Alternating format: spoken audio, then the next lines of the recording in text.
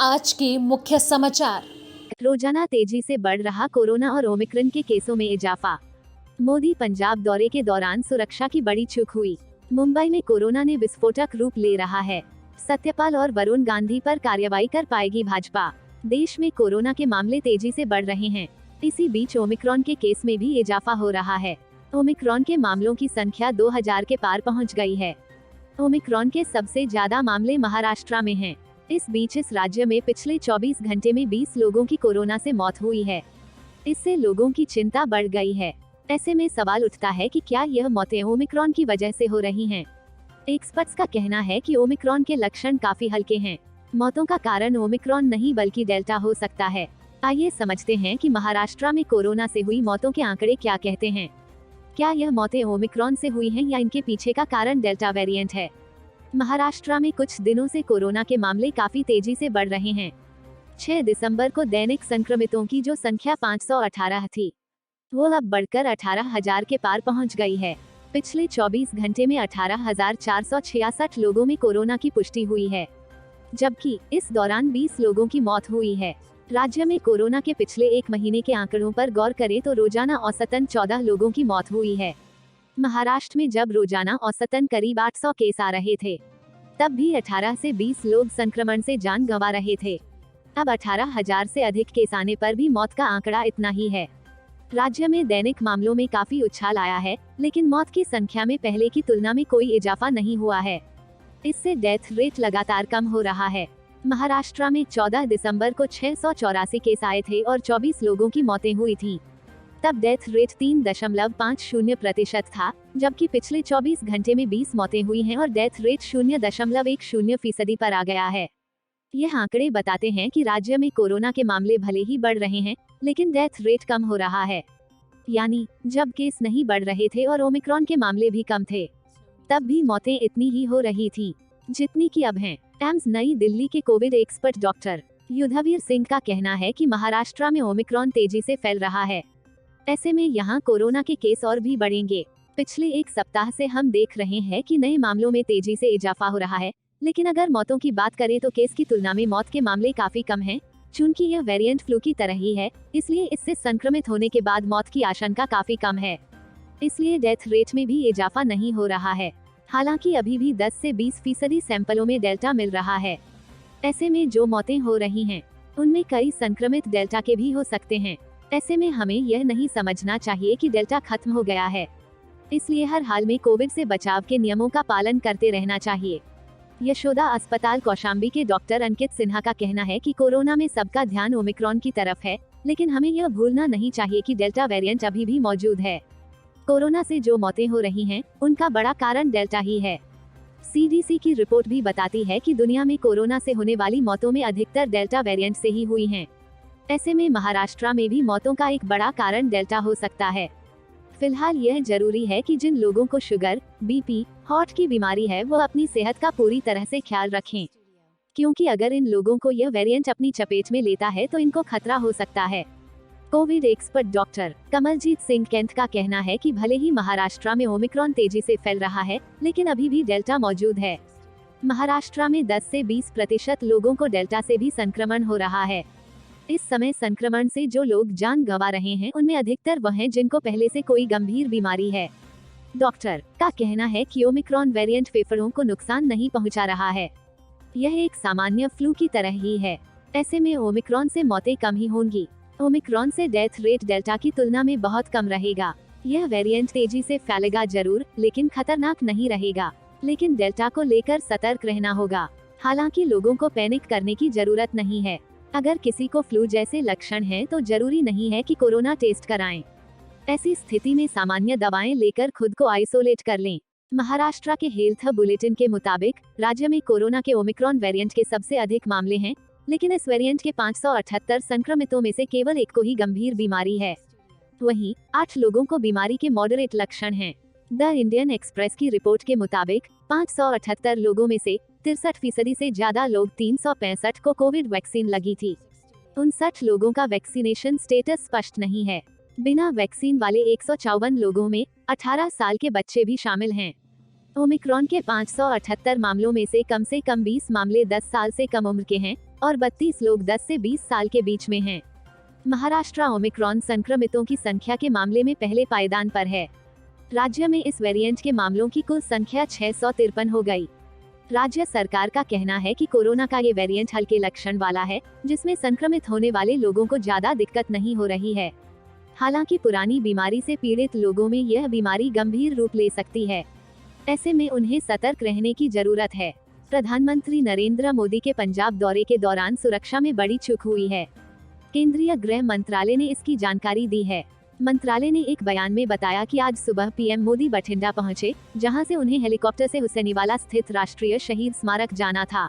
लेकिन बारिश और खराब विजिबिलिटी के चलते पीएम ने करीब 20 मिनट तक मौसम साफ होने का इंतजार किया। इसने बताया कि जब मौसम में सुधार नहीं हुआ तो यह तय किया गया कि वो सड़क मार्ग से राष्ट्रीय शहीद स्मारक का दौरा करेंगे, जिसमें 2 घंटे से अधिक समय लगना था। गृह मंत्रालय ने कहा, डीजीपी पंजाब पुलिस द्वारा आवश्यक सुरक्षा प्रबंधों की आवश्यक पुष्टि की गई। इसके बाद प्रधानमंत्री सड़क मार्ग से यात्रा करने के लिए आगे बढ़े। हुसैनीवाला में राष्ट्रीय शहीद स्मारक से लगभग 30 किलोमीटर दूर जब पीएम का काफिला एक फ्लाईओवर पर पहुंचा, तो पाया गया कि कुछ प्रदर्शनकारियों ने सड़क को ब्लॉक किया हुआ था। इसने बताया कि प्रधानमंत्री मोदी को 15-20 मिनट तक फ्लाईओवर पर फंसे रहना पड़ा। यह प्रधानमंत्री की सुरक्षा में एक बड़ी चूक थी। बयान के मुताबिक गृह मंत्रालय ने कहा कि प्रधानमंत्री के कार्यक्रम और यात्रा की योजना के बारे में पंजाब सरकार को पहले ही बता दिया गया था। प्रक्रिया के अनुसार उन्हें रसद, सुरक्षा के साथ साथ आकस्मिक योजना तैयार रखने के लिए आवश्यक व्यवस्था करनी थी।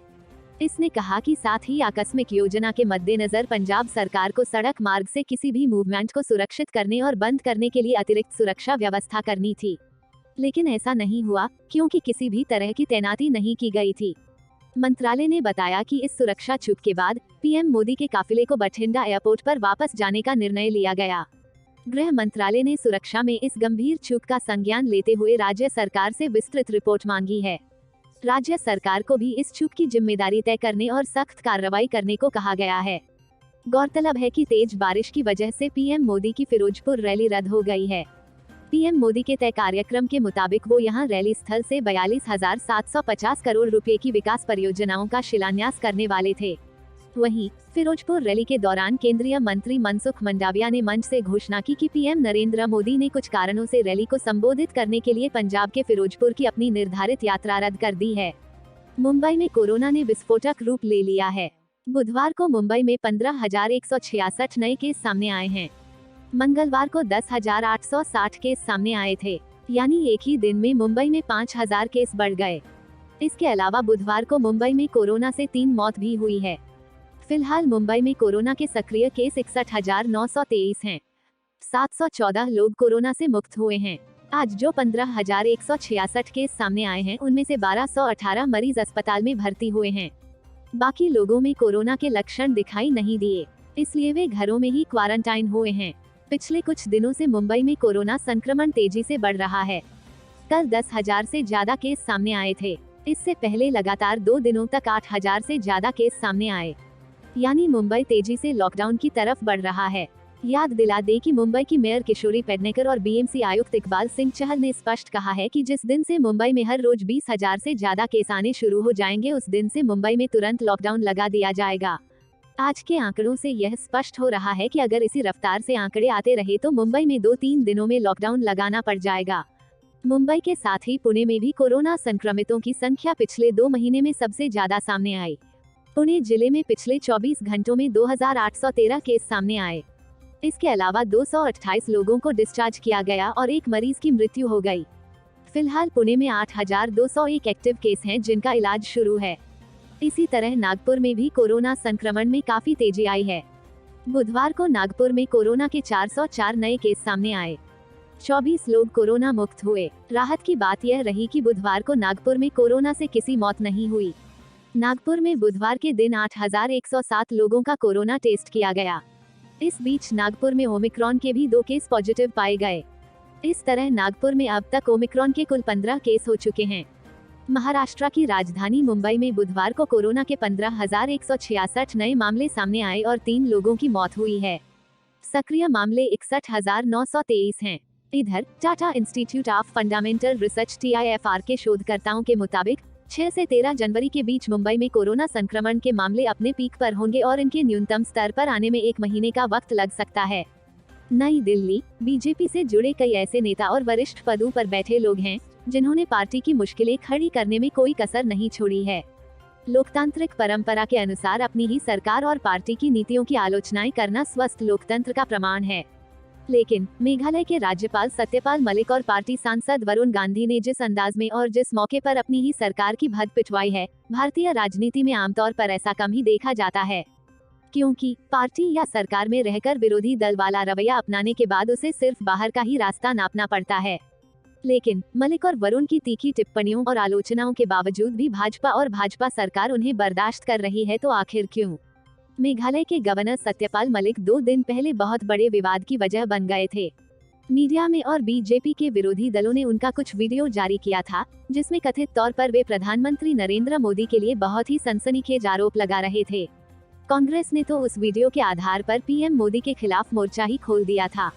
राज्यसभा में विरोधी दल के नेता मल्लिकार्जुन खड़गे ने भी अपने ट्विटर हैंडल से वो विवादित वीडियो शेयर कर पीएम मोदी से जवाब मांग लिया था। मलिक की ओर से गृह मंत्री अमित शाह और पीएम मोदी के बीच के ताल्लुकातों पर भी कथित टिप्पणी के दावे किए जा रहे थे। लेकिन बाद में सत्यपाल मलिक ने अपने सुर नरम कर लिए। उन्होंने फौरन सफाई भी दी थी और कहा था कि गृह मंत्री शाह मोदी जी का बहुत ही ज्यादा सम्मान करते हैं। लेकिन सवाल उठ रहे हैं कि आखिरकार बीजेपी कई बार विवादित बयान देकर केंद्र सरकार को मुश्किल में डालने वाले राज्यपाल मलिक को अब तक क्यों झेल रही है। वे अकेले नहीं हैं। यूपी में पीलीभीत सीट से पार्टी सांसद वरुण गांधी भी वह नाम है जो आजकल भाजपा में रहकर पार्टी के लिए रोज ही कोई न कोई नई परेशानियां खड़ी कर रहे हैं। लेकिन द प्रिंट की एक खबर के मुताबिक बीजेपी ने कम से कम उत्तर प्रदेश विधानसभा चुनाव तक मलिक को झेलते रहने का फैसला किया है। मंगलवार को एक वरिष्ठ मंत्री ने नाम नहीं बताने की शर्त पर कहा कि अगर हम उन्हें हटाएंगे तो वो और खबरों में आएंगे। सत्यपाल मलिक का कार्यकाल अब 9 महीने का ही रह गया है। सत्ताधारी दल के एक पदाधिकारी ने कहा है, अभी तक यही योजना है कि उनकी ओर ध्यान ही नहीं दिया जाए, जो कि वो अपने विरोधी तेवरों से दिलाना चाहते हैं। वरुण गांधी पीलीभीत से भाजपा सांसद के साथ भी यही बात है। वो रोजाना कुछ न कुछ अपने सोशल मीडिया पर बीजेपी को नुकसान पहुंचाने के लिए डालते रहते हैं, लेकिन कोशिश है कि उन्हें भी नजरअंदाज किया जाए। पूर्व केंद्रीय मंत्री और बीजेपी की वरिष्ठ नेता मेनका गांधी के बेटे ने पिछले कुछ महीनों से विशेष तौर पर यूपी सरकार के खिलाफ सार्वजनिक तौर पर अपनी नाराजगी जताई है। वो ऐसे 50 ट्वीट कर चुके हैं, लेकिन पार्टी की ओर से उनके खिलाफ कभी भी कुछ नहीं। Bureau report, Mumbai.